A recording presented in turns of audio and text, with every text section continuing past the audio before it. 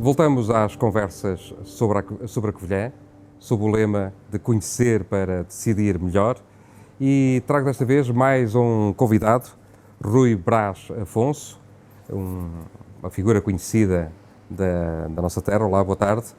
Boa tarde. Diz-nos aqui este livro sobre a sua vida, que é professor aqui em Portugal e em Itália, investigador, urbanista, economista, também doutorado em planeamento territorial em Veneza, doutorado em arquitetura pela Universidade do Porto.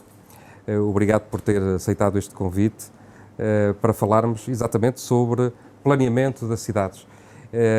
Hoje temos que olhar para a Covilhã, cada vez mais temos que planear a longo prazo, temos que olhar para a cidade, para o que ela é hoje, e temos que perspectivar o que será ou o que deveria ser a Covilhã daqui a 10 anos.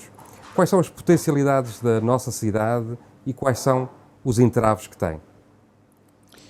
Bem, boa tarde, já disse, mas olá, João.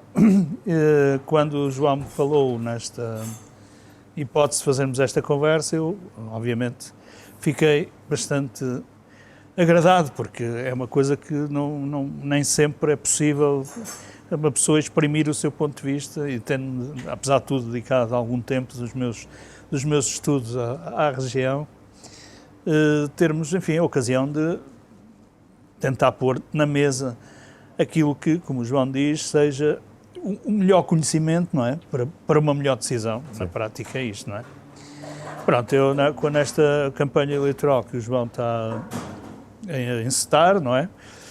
Foi com sempre muito agrado que discutimos, temos estado a discutir já há muitos anos, já agora, há mais de 20 ou 30, se calhar. Que colaboramos juntos em vários projetos. Em vários projetos, já agora, nomeadamente o PROCON do Centro Cívico da Covilhã, mas que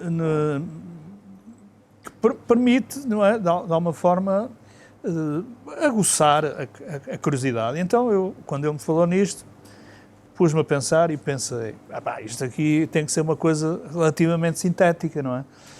E eu diria, eu acho que os três valores, sempre nesta lógica que o João estava a pôr, não é? Como é que podemos conhecer melhor? Os três grandes, para escolher três, não é? Os três grandes valores, que eu acho que a Covilhã e a sua região, e a sua sub-região, a sua área, não é? É sempre difícil usar aqui a palavra região. Eu penso que são realmente uma urbanidade fortíssima, não é? Tem uma urbanidade muito grande, não é? Eu penso que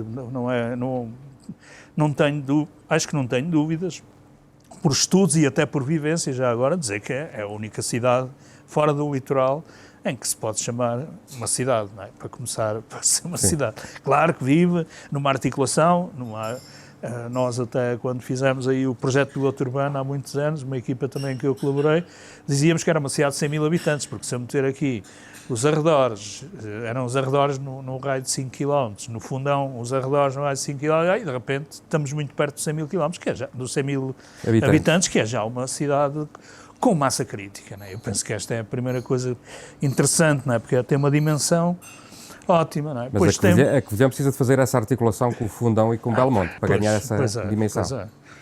É estratégico. Pois é. Eu penso que sim, claro. Porque já há muitos anos, quando era ministro o professor Valente Oliveira, ele criou esta ideia das cidades articuladas, não é? Porque há vários, por exemplo, Vila Real, Lamego e Régua, São João da Madeira, aqui ficou sempre um bocado fora, apesar que, já que você pega nisso, eu tenho medo de me perder.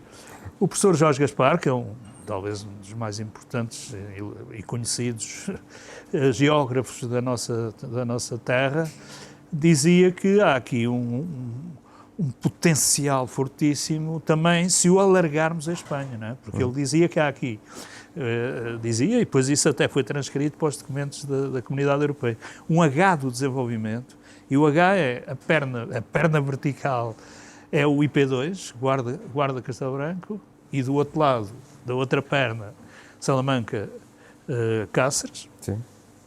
E depois atravessa é a famosa estrada, que eu sempre gosto imenso de dizer, que se chama C513 em Espanha, mas que agora já não se chama assim, para cá, mas que liga, digamos, o cruzamento de Alcaria a Hervás, ou seja, liga os dois os dois IPs, o IP2 do lado de cá Portanto, nós somos interior se olharmos para o mar, mas se olharmos para a Espanha somos litoral. Exatamente. Portanto, temos aqui uma outra Exatamente. fronteira que temos que explorar, não é? Exatamente. E há muitos anos a Câmara tentou fazer uma germinação com Hervás, com Beja, porque Beja era uma cidade muito semelhante à Covilhã, seja topográfica, seja orograficamente, seja da sua atividade central, que é o lanifícios, mas agora já são as fibras, não é? Portanto, aquilo já virou, não é? Mas porque já os espanhóis não ficam tanto tempo a pensar, mas era interessante também estimular esta coisa, e depois, obviamente, toda esta ligação aqui.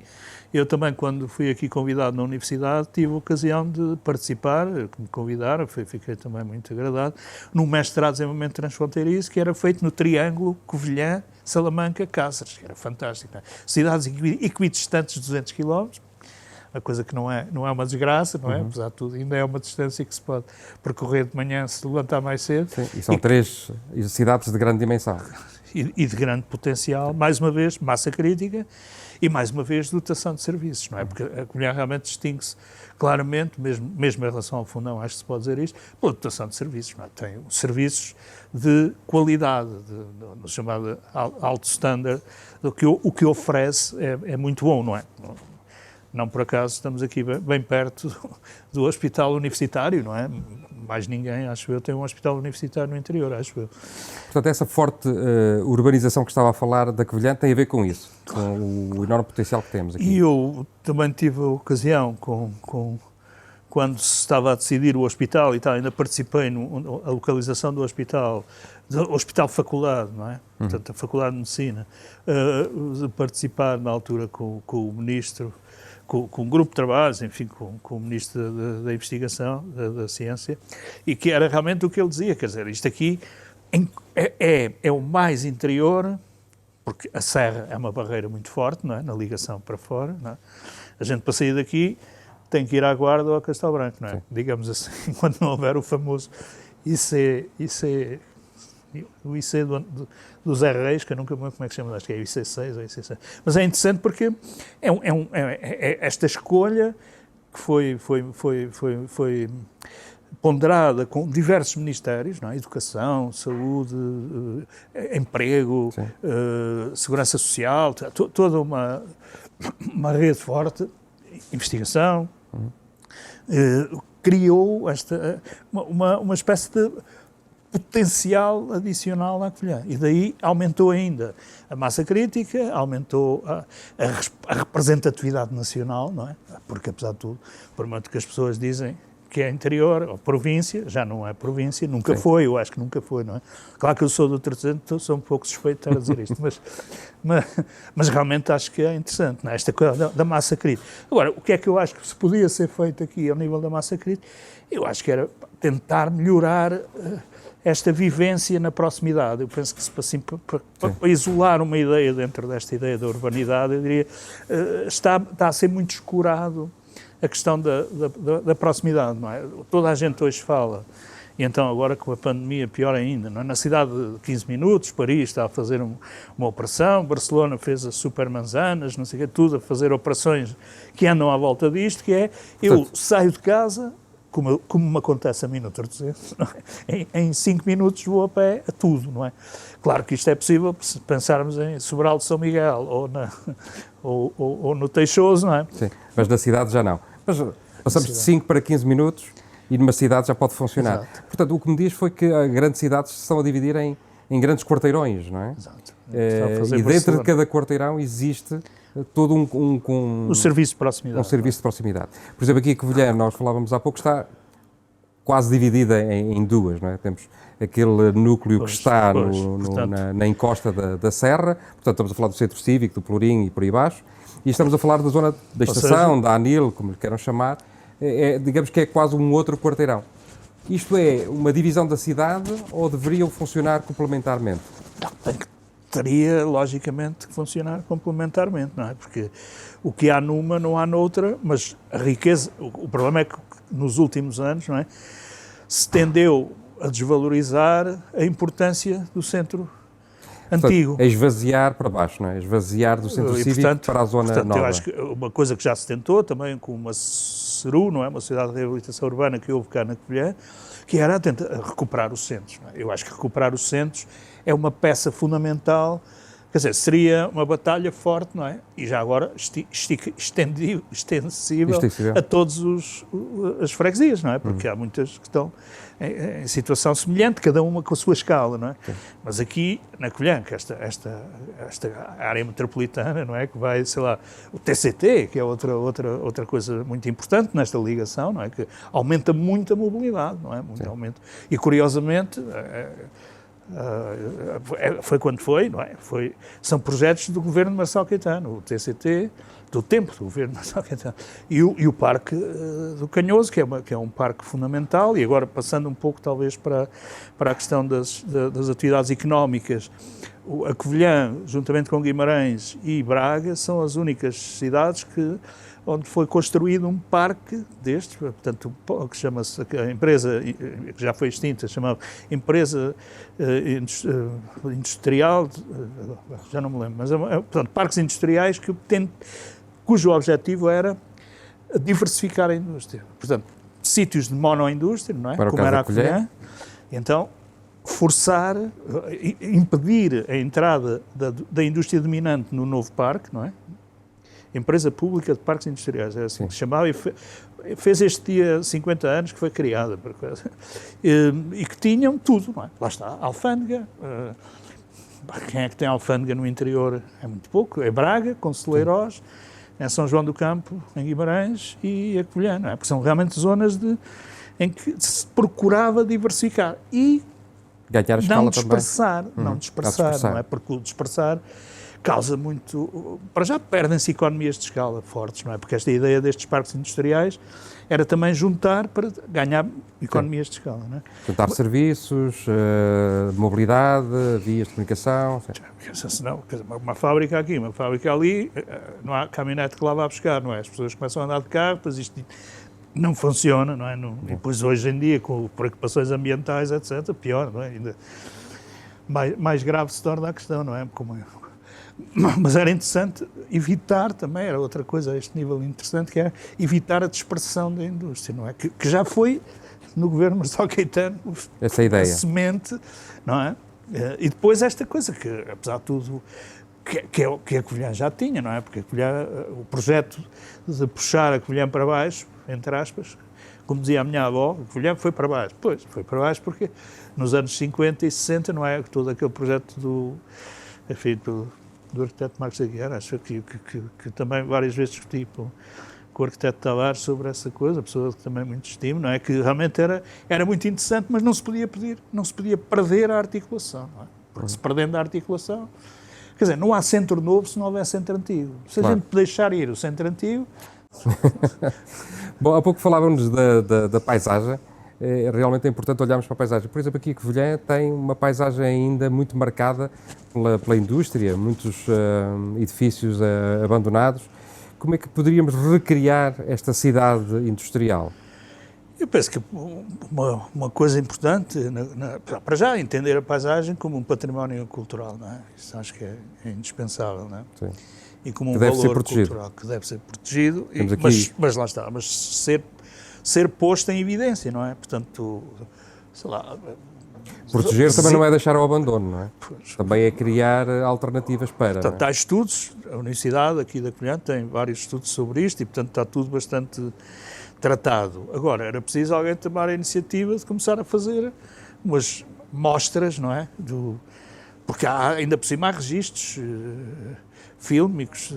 Eu próprio tenho uma coisa dessas, feita no Torcendo aqui antes das fábricas fecharem, porque é uma memória, não é? Porque, entretanto, há aqui uma tradição operária fortíssima, uma luta operária muito importante, as pessoas reavivar as memórias, não é?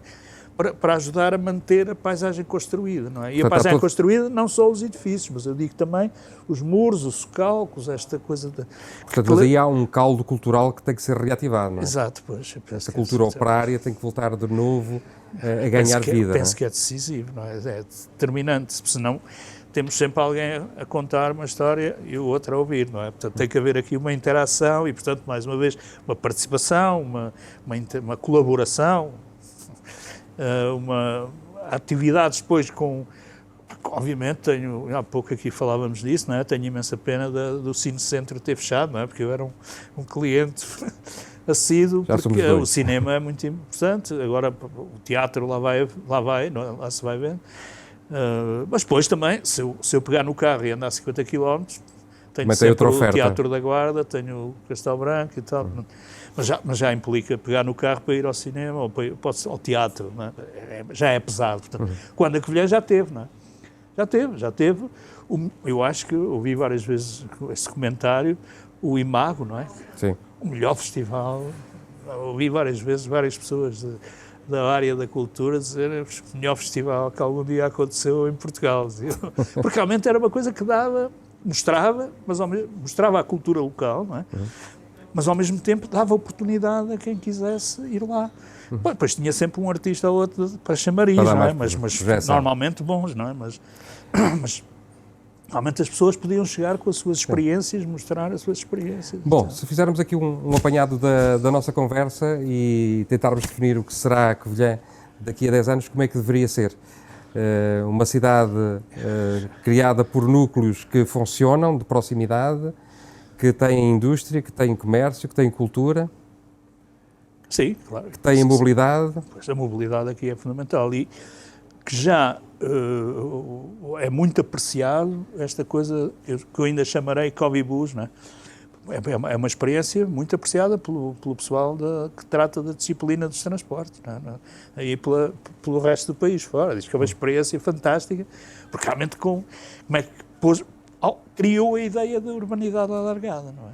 Portanto, eu posso morar no Belzezer, ou no Teixoso, ou no Campo de Aviação, ou no Cabeço, no Torresendo, e tem uma caminhonete, claro que não é 5 em 5 minutos, não é? Sim, mas funciona mas faz bastante. essa ligação. Eu próprio comecei a usar muitas vezes, e portanto alargou, porque a cidade tem mais valor quando... E sente em geral que tem mais valor, não é só também sente que tem, quando se alarga a sua área de influência, não é? Portanto, se eu puser toda esta coisa que são quase 50 mil habitantos, não é? Que se fizermos para aí umas contas... Se agregarmos as freguesias, se as trouxermos para o núcleo... O Canhoso, o Beidobra, o Terceiro e tal, de repente...